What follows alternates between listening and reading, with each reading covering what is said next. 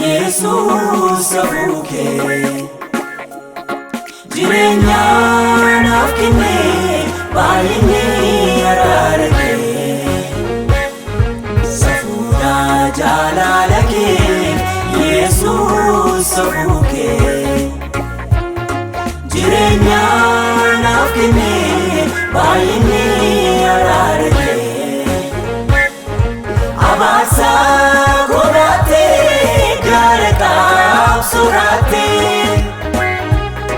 dipina kupsite wajoko nabate jalali ko sitasise yakama fabarama atkaru kulkuluda nabjite tate chupama abasa kurate surate ipina kupsite wajoko nabate jalali ko sitasise yakama fabarama atkaru kulkuluda nabjite tate chupama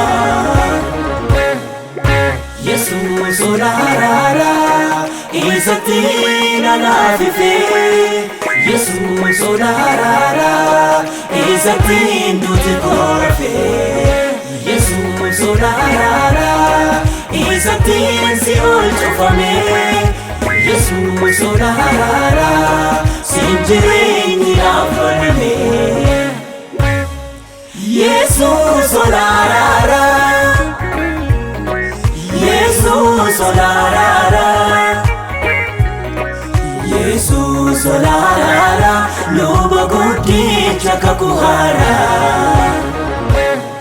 Yesus olarara Yesus olarara Yesus olarara Luba guddicha kakuhara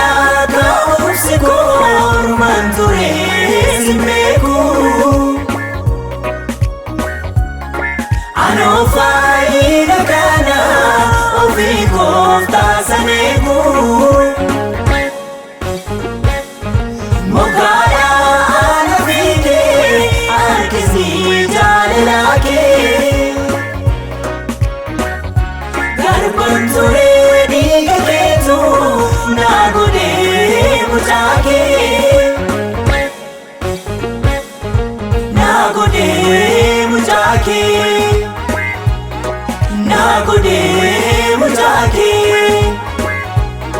safuna rarake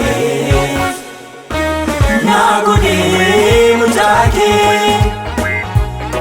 Nagode mujake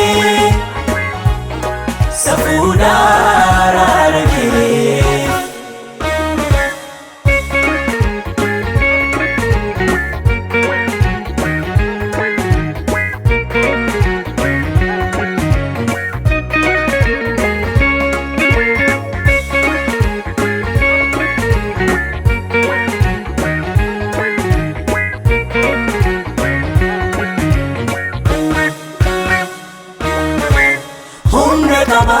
inni kee fannoo lammaffaan irraa dhaladhe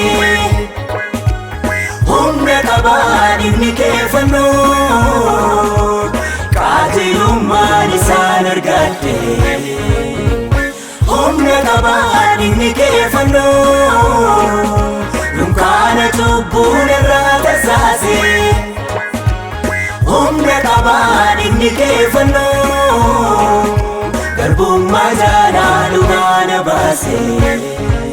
Raabsuu hin dadhabu